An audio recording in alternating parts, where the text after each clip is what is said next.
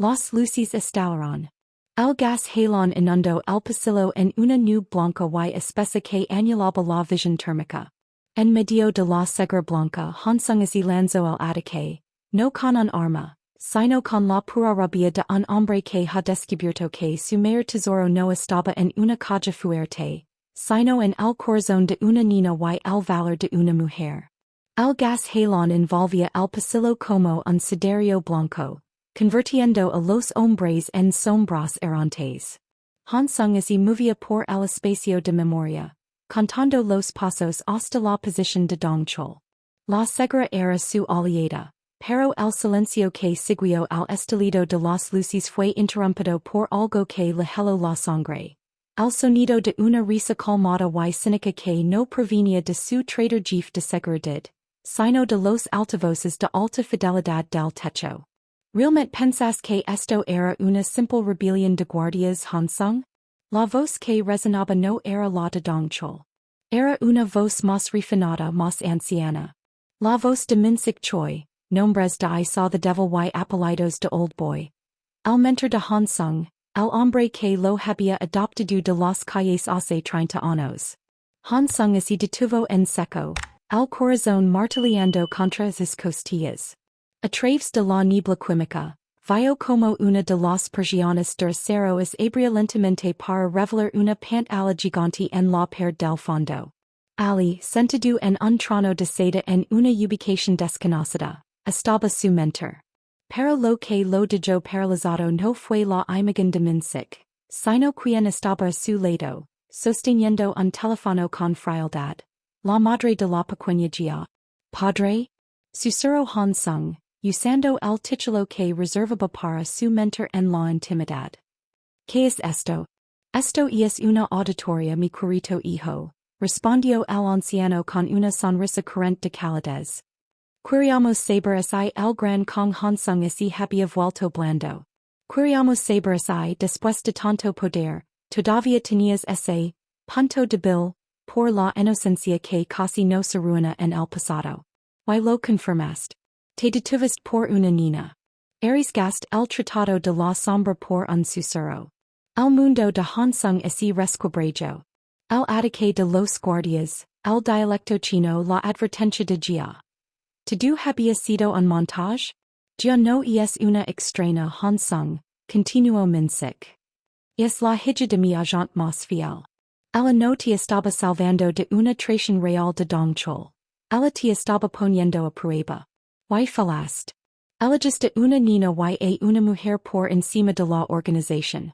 Dongchul no te traicionó por ambición, sino por mis órdenes. Él es el nuevo heredero. Tú eres solo un residuo del pasado que así volvió sentimental. Hansung miró a su jean, que estaba a su lado con la escopeta en alto. Ella bajó el arma lentamente, sus ojos llenos de una tristeza infinita. Yo no lo sabía, Hansung, susurró ella, su voz quebrada por la vulnerabilidad. Me enviaron para vigilarte, pero no sabía que este sería el final del juego. No sabía que te obligarían a elegir entre nosotros y tu vida. El golpe fue más letal que cualquier bala. Todo lo que Hansung creía haber construido, su lealtad, su imperio, su seguridad, era una mentira orquestada por el hombre que amaba como un padre. Ya la niña que él creía su salvadora, era en realidad el cebo de una trampa psicológica diseñada para demostrar su debilidad humana. Las apuestas ya no eran sobre dinero o territorio. Así trataba de su existencia misma. Ahora, dijo Minsik, su rostro endurecimientos en la pantalla. Dongchul terminara el trabajo. No por odio sino por negocios. Adiós, hijo mío. Las puertas de la sala de juntas se abrieron de par en par, y esta vez, los sicarios no dudaron. No había gas que los detuviera. El nivel de peligro alcanzó su punto de ebullición. Hansung estaba solo, traicionado por su pasado y sentenciado por su presente, mientras la pequeña Gia, al otro lado de la pantalla, comenzaba a llorar de verdad, dándose cuenta de que el juego de los adultos iba a terminar en una masacre real. El silencio que siguió a la transmisión de Minsik fue más aterrador que el estruendo de los disparos. Las luces de emergencia, de un rojo pulsante y funebra, banaban el pasillo, haciendo que la sangre en el suelo pareciera negra. Hansung es esencia como si le hubieran arrancado el alma. No era solo la traición de su mentor. Era la comprensión de que cada mirada de gratitud de la pequeña guía y cada momento de complicidad con su jean podrían haber sido hilos manejados por un titiritero cruel. Hansung. Su jean intentó acercarse con la mano extendida, pero el retrocedió como si su toque fuera veneno. ¿Eres parte esto desde el principio? Preguntó él, su voz era un susurro ronco, despejado de toda esperanza. Cada cena, cada informe, cada vez que nuestras manos se rozaron. ¿Era una prueba? No. Gritó ella, y por primera vez, las lágrimas rodaron por sus mejillas. Me enviaron a vigilarte pero los sentimientos. Eso no fue una orden. Hansung por favor mirame. Pero Hansung ya no podía ver la luz. Se sentia rodeado por los fantasmas de sus propias decisions. Dongchul avanzó desde las sombras, esta vez sin prisa, disfrutando de la queda del titan. Los sicarios se desplegaron en un semicírculo perfecto, bloqueando cualquier salida hacia los ascensores o las escaleras. Estaban a 180 metros de altura, atrapados en una burbuja de cristal y traición. Es el fin del camino, Jefe. Ese burlo Dongchul apuntando directamente al corazón de Hansung. Minsik tien razón. Te volviste débil. Te preocupaste por una niña que solo era un peón y por una mujer que te engañó durante 3 años. En nuestro mundo, eso es una sentencia de muerte. En ese momento ocurrió algo que rompió el protocolo de la ejecución. A través de los altavoces, se escuchó un forcillo. La pequeña guía al otro lado de la transmisión, se soltó de los brazos de su madre y gritó con una desesperación que no podía ser fingida. No es mentira. Señor Cora. Mi mamá me obligó pero yo lo quiero a usted. No deje que le hagan daño.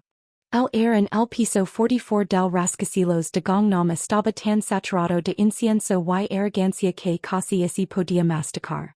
Kong Hansung nombres de old boy y apellidos de the host. No era un hombre que conociera el miedo. Él era el miedo. Mientras ajustaba los gemelos de oro de su camisa hachada medida.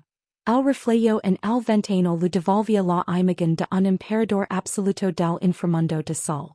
Abajo, las luces de la ciudad parecían hormigas de fuego bajo su bota. Todo estaba listo para el tratado de la sombra. El acuerdo que lo convertiría en el dueño indiscutible de las rutas comerciales de Asia Oriental. Pero en el corazón de esa fortaleza de cristal y acero, un hilo invisible de traición comenzaba a tensarse. Hola a todos mis queridos espectadores de todas partes del mundo. Es un placer absoluto tenerlos aquí hoy en una historia que les helera la sangre y les calentará el corazón al mismo tiempo. Desde que rinson del planeta nos están acompañando hoy, me encantaría leer sus países en los comentarios.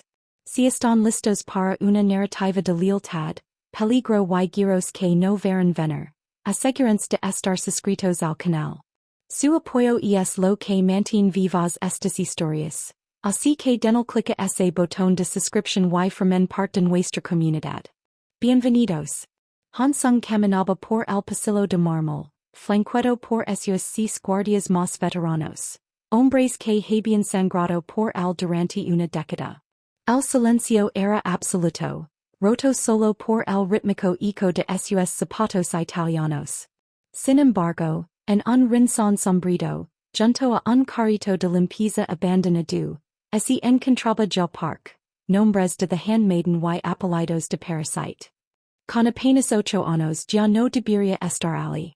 Era la hija de una de las empleadas de mantenimiento, una niña que solía pasar desapercibida como un meuble más.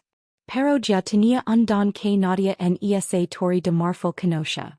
Su abuela era de Harbin, y la niña entendía cada sílaba del dialecto mandarín que los guardias de Hansung hablaban en susurros gelados mientras creían que nadie escuchaba. Zai dias Aishar Sai Tsing Women Ju Jeshu Ta De Ming. En el piso 44 acabarimos con su vida. Susurro el jefe de seguridad, el hombre en quien Hansung confiaba su espalda. El corazón de la pequeña ya golpeó contra sus costillas como un pájaro enjaulado. Ella no entendía de mafias ni de territorios ni de millones de dólares. Solo sabía que el señor del tragedie, el hombre que una vez le había devuelto una pelota perdida con una sonrisa casi invisible, iba directo a una carnicería. Los guardias así detuvieron ante las pesadas puertas dobles de la sala de juntas. El trader principal puso su mano en el pomo, mirando a Hansung con una lealtad fingida que era, en realidad, una sentencia de muerte. Hansung dio un paso adelante, el poder emanando de él en ondas casi físicas. Estaba a un segundo de entrar en su propia tumba. De repente, una mano pequeña y temblorosa así cerró sobre la manga de su saco de seda. Los guardias reaccionaron por instinto, levando sus manos a las fundas ocultas de sus armas. Hansung así detuvo en seco, su mirada gelada descendiendo hacia la niña que yacía, con el rostro pálido y los ojos llenos de un terror puro. Vete aquí pequeña, dijo Hansung su voz como el crujido del hielo. No es lugar para niños. Pero ya no así movió. Se puso de puntillas, ignorando las miradas asesinas de los hombres armados, y susurró con una urgencia que paralizó el tiempo. No entre con ellos. Ellos no hablan como usted. Hablan de matarlo en el idioma de mi abuela. Por favor. No entre. El silencio que siguió fue más pesado que el plomo. Hansung sintió un escalofrío que no nacía del aire acondicionado. Miró a su jefe de seguridad. Vio el ligero temblar en la pupila del hombre. Vio la mano que ya no sujetaba el pomo de la puerta, sino que así posicionaba para un desenfund rápido. En ese instante, el hombre más poderoso de sol comprendió que su imperio era un castillo de naipes y que la única persona que sostenía la base era una niña que no tenía nada que ganar. ¿Cómo es posible que el hombre que controla una nación criminal fuera salvado por un susurro infantil? ¿Qué pasar cuando las puertas se abran y los lobos se den cuenta de que el pastor ha sido advertido? La verdadera carnicería está a punto de comenzar. Y el destino de Hansung ahora depende de una niña que acaba de pintar una diana en su propio pecho. La mano de Hansung seguía sintiendo la presión de los pequeños dedos de ya sobre su traje de $3,000. El mundo parecía haberse congelado en ese pasillo de mármol. Para un hombre como Kong Hansung, la confianza no era un regalo. Era una debilidad que había erradicado de su sistema hacia 2 décadas. Cuando vio a su propio padre ser traicionado por su socio más cercano en los muelles de Busan. Desde entonces Hansung vivía bajo un código de hierro. Nadie es indispensable y todos tienen un precio. Su mayor deseo no era el dinero, sino el control absoluto. La seguridad de que nadie nunca más podría mover una paisa en su tablero sin su permiso. Sin embargo, frente a él, la pequeña ya park representaba todo lo que él despreciaba y, secretamente, lo que había perdido. La vulnerabilidad pura. Yo no tenía precio. No estaba allí por un soborno, ni por una cuota de poder. Estaba allí por una extraña clase de violencia infantil que Hansung no lograba precisar. La niña, hija de una madre soltera que limpiaba las cenizas de los perros de los mafiosos por el salario mínimo. Era el único ser humano en todo sol que le decía la verdad sin esperar un fallo de belleza cambio. Hansung desvió la mirada de la niña hacia su jefe de seguridad, Dong Chul Li, nombres de train to Busan y apellidos de I saw the devil. Dong Chul había sido su sombra durante 12 años. Habían sobrevivido a guerras de bandas en Incheon y a emboscadas en túneles sin luz.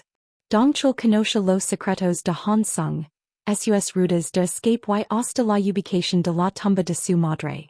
Ver el destello de duda en los ojos de Dong Chul fue como sentir una puñalada de hielo en el esternón. La traición no dolía por la pérdida de poder, dolía por la erosión de una hermandad que Hansung creía inquebrantable. Señor Kong, dijo Dong Chul, su voz recuperando una calma forzada. Aunque su mano derecha rozaba imperceptiblemente la colada de su arma debajo de la chaqueta. La niña está confundida. Seguro escucho mal. El señor Zhao no suspira dentro para firmar el acuerdo. No podemos hacer esperar la triada por el capricho de una hija de la limpieza. Hansung notó como el resto de sus guardias serban filas sutilmente, acortando la distancia. Eran seis contra uno. Y él estaba desarmado por protocolo para la reunión de paz. La tensión era tan alta que él era se sentia electrificado. Ya sintiendo la atmósfera asesina, no retrocedió. Al contrario, apretó más fuerte la tela del saco de Hansung. Sus ojos grandes y llorosos suplicaban. Ella recordaba como meses atrás, este hombre terrible se había agachado para recoger su oso de peluche en el lobby y se lo había entregado sin decir palabra, pero con una mirada que no era de un monstruo. Ese pequeño acto de humanidad era la razón por la que ella estaba arriesgando su vida ahora. Dong Chol, murmuró Hansung, su voz volviéndose peligrosamente suave, y esa voz que vos enemigos sabían que precedía a una ejecución. ¿Sabes qué es lo que más admiro de los niños? Que no saben mentir sobre el miedo. Y esta niña está aterrorizada. Pero no de mí, sino de ti. En ese momento la máscara de Dong Chol se resquebrajó. La lealtad que Hansung creía haber comprado con años de protección y riqueza se había evaporado ante una oferta mejor de los rivals extranjeros. La ambición de Dong Chol de ser el nuevo rey de Sol había superado cualquier rastro de gratitud. Levanza la niña, ordenó Dong Chol a dos de esos hombres, su voz ahora despejada de respeto. Y el señor Kong, ayúdenlo a entrar a la sala. El trato se veía ser hoy, de una forma u otra. Hansung sintió una furia fría quemando las venas. Estaba rodado, superado en número y atrapado en el piso 44 de su propio imperio. Pero mientras miraba a Gial, una determinación nueva nació en él. No podía permitir que la única chispa de luz en su oscuro mundo fuera apagada por su culpa. El pasillo, antes un símbolo de poder arquitectónico, se transformó en una jaula de cristal. El aire se volvió rancio, cargado con el olor metálico del sudor de hombres que saben que están a punto de cometer un regicidio. Dong Chol no esperó a que Hansung respondiera. Hizo una cena brusca y dos de los guardias, hombres que Hansung había entrenado personalmente, avanzaron como lobos hambrientos. Suéltenla. Rugió Hansung, su voz resonando con una autoridad que incluso en su momento más bajo hacía temblar las paredes. Pero el respeto se había evaporado. Uno de los guardias agarró a Gia Park por el brazo, levantándola del suelo. El grito de la niña fue agudo, un sonido que rasgó la última capa de contención de Hansung. En ese instante la reunión diplomática se convirtió en una declaración de guerra interna. Señor Kong no lo haga más difícil, sisió Dong Chol, sacando lentamente una pistola con silenciador. Los socios de la triada están detrás de esas puertas. Ellos no quieren un rey coronado fuerte, quieren un titra. Y yo acepto los hilos. Usted es el pasado. Esta niña es solo un cabo suelto. El pánico de Gia fue el catalizador. En un movimiento que nadie esperaba de un hombre de 50 años vestido de etiqueta, Hansung no retrocedió. Se lanzó hacia adelante. No buscó su propia seguridad, sino que proyectó su cuerpo contra el guardia que sujetaba a la niña. El impacto fue brutal. Hansung usó el peso de su cuerpo y la inercia de décadas de pelis callejeras olvidadas para derribar al traitor, mientras gritaba. Cordia. Al conducto de servicio. No mires atrás.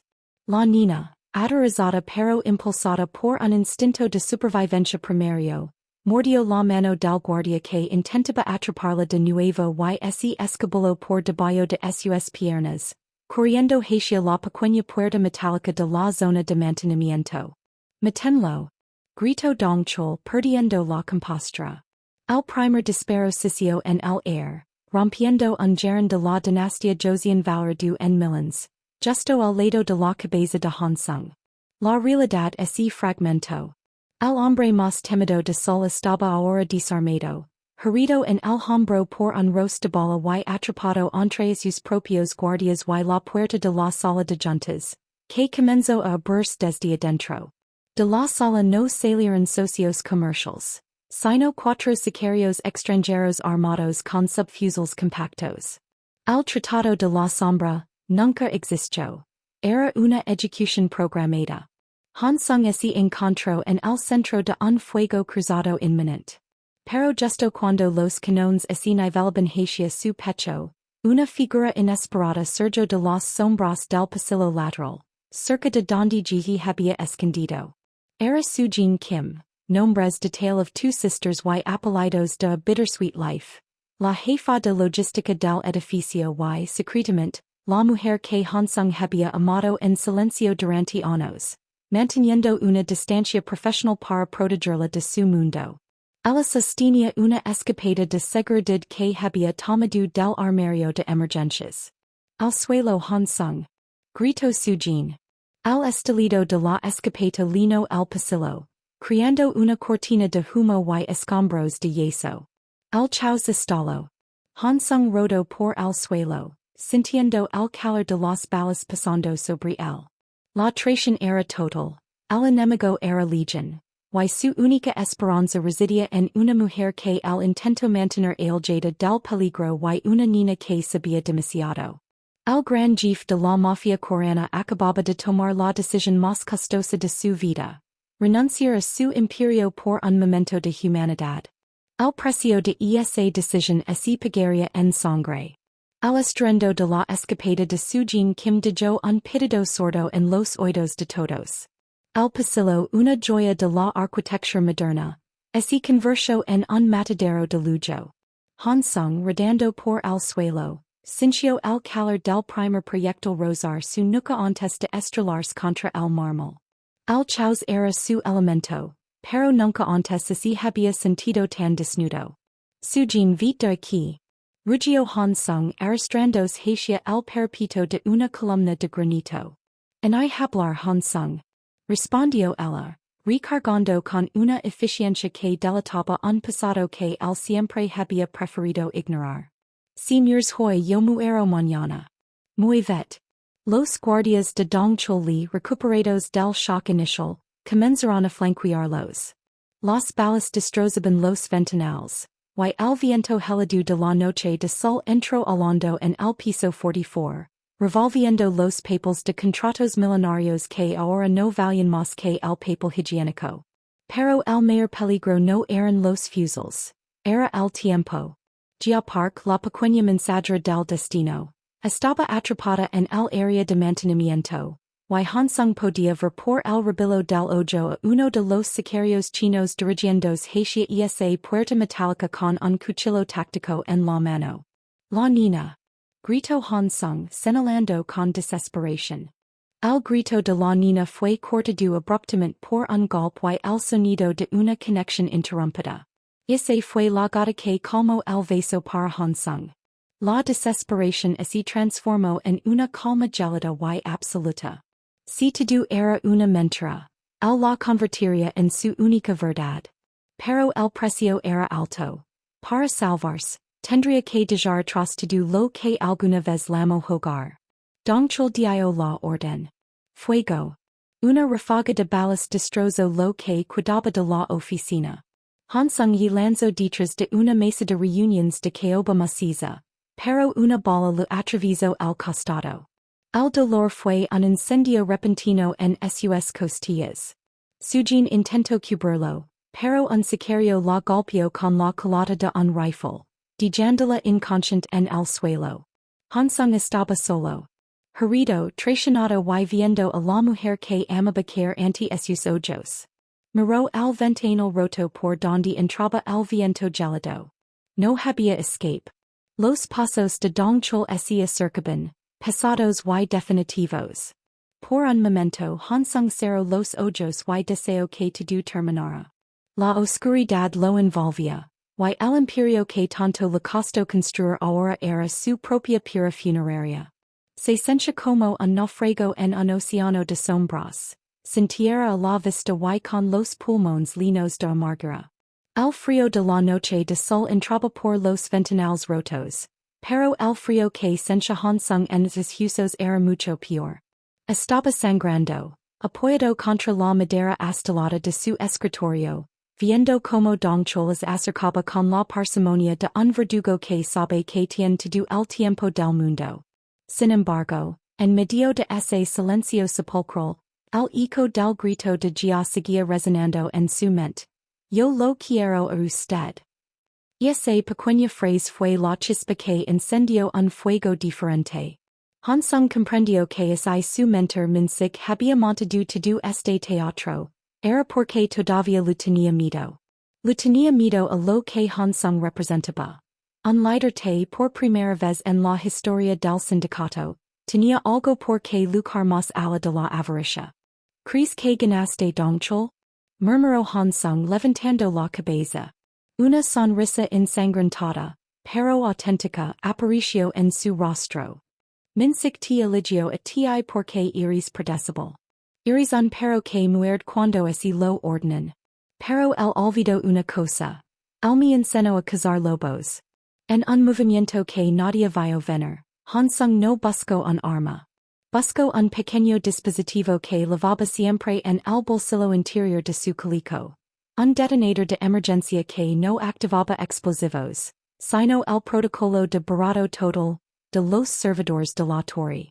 Si yo caigo, dijo Hansung presionando el botón con el pulgar. El tratado de la sombra, las cuentas bancarias de la triada y todas las pruebas que Minsik tiene contra los políticos de este país desaparecen en un segundo. La cara de Don Chol pasó de la arrogancia al pánico absoluto. Las pantallas de la sala comenzaron a parpadear en rojo. Si los datos así borraban, el imperio de Minsik valdría menos que el humo que flotaba en la habitación. Deténlo. Gritó Don Chol a sus hombres, pero era demasiado tarde. En ese momento de confusión, Sujin recuperó el conocimiento. Miró a Hansung y, sin necesidad de palabras, leyó la determinación en sus ojos.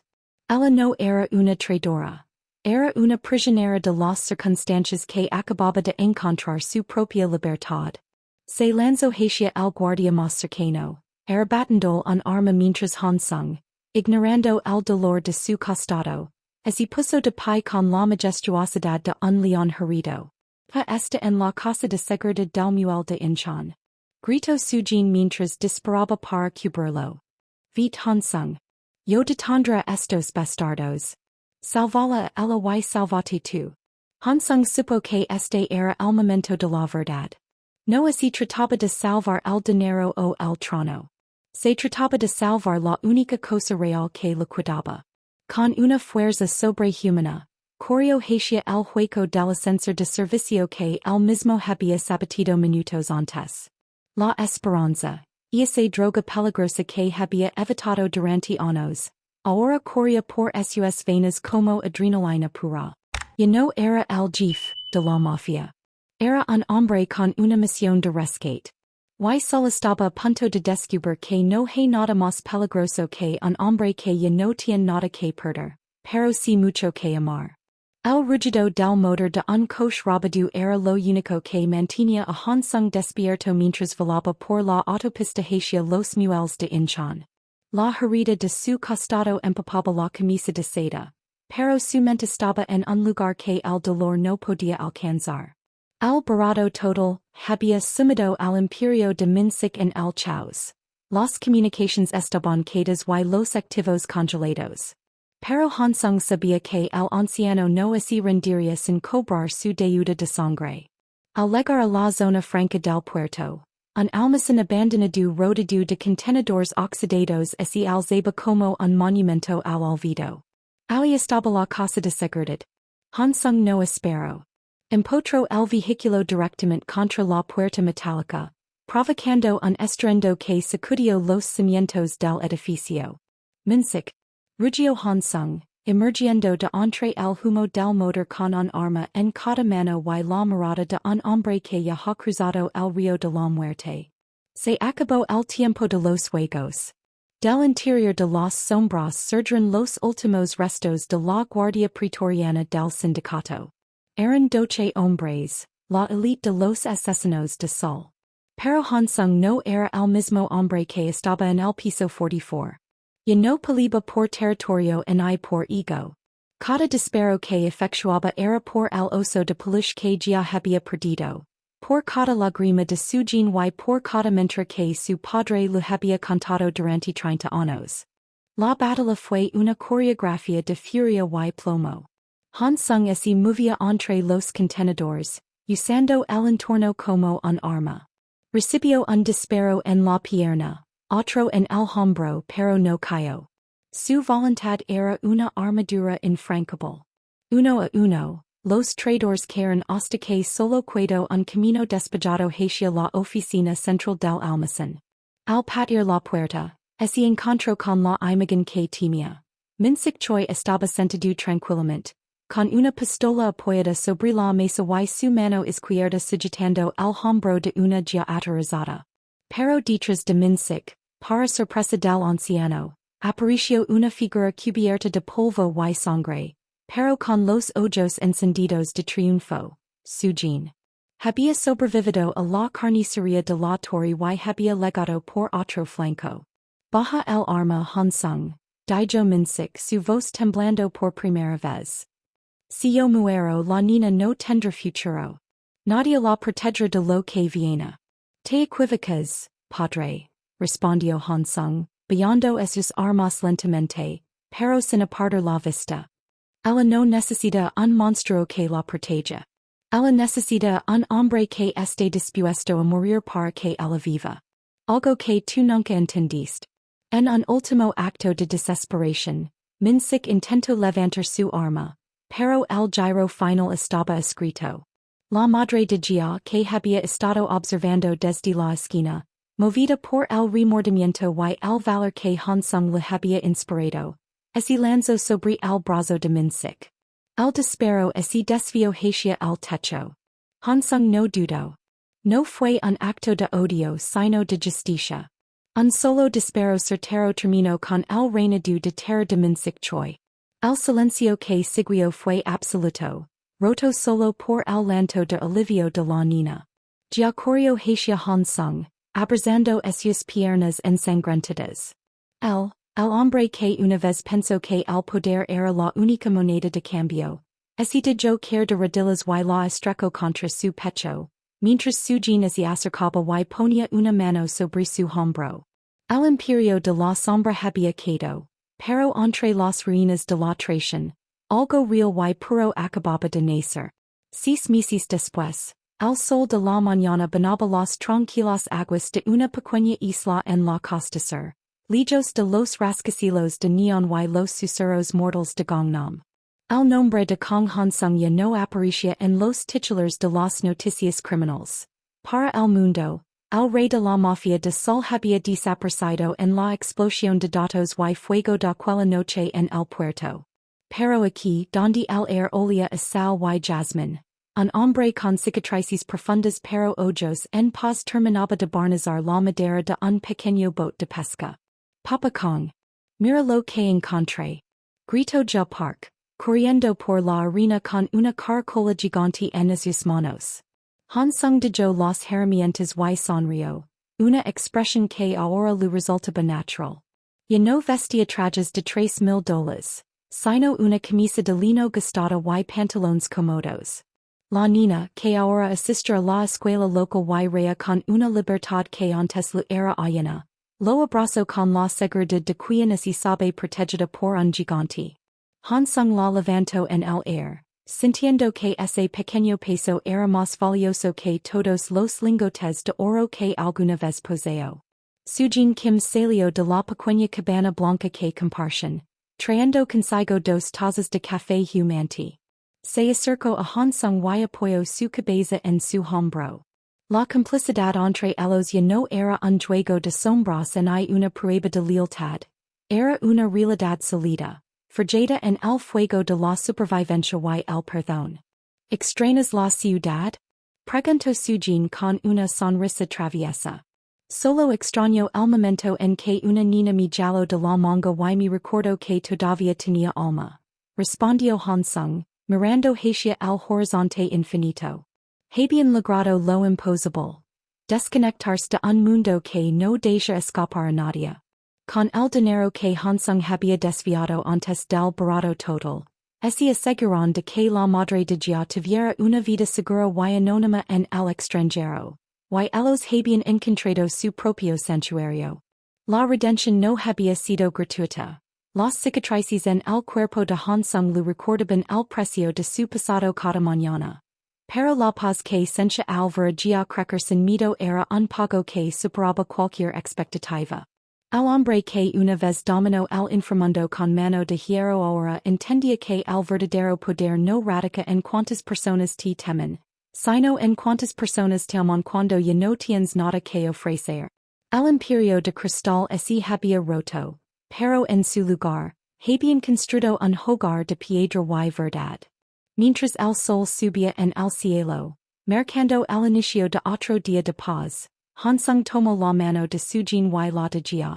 Juntos caminaron hacia la orilla, dejando atrás para siempre las sombras de sol. El futuro ya no era una amenaza, sino una promesa de mañanas tranquilos y susurros que, esta vez, solo hablaban de amor. Esta ha sido la increíble travesía de Hansung su jean y la pequeña Gia. Una historia que nos enseña que nunca es tarde para cambiar el rumbo y que la mayor riqueza es la lealtad que no se puede comprar. ¿Qué te ha parecido este final? ¿Crees que Hansung hizo lo correcto al dejarlo todo atrás? Me encantaría leer tus reflexiones finales en la sección de comentarios. Si te emocionas tanto como yo escribiendo esta historia, no olvides darle me gusta, compartirla con tus amigos y, lo más importante, suscribir al canal. Tu apoyo nos ayuda a seguir creando estas experiencias épicas. Hasta la próxima historia.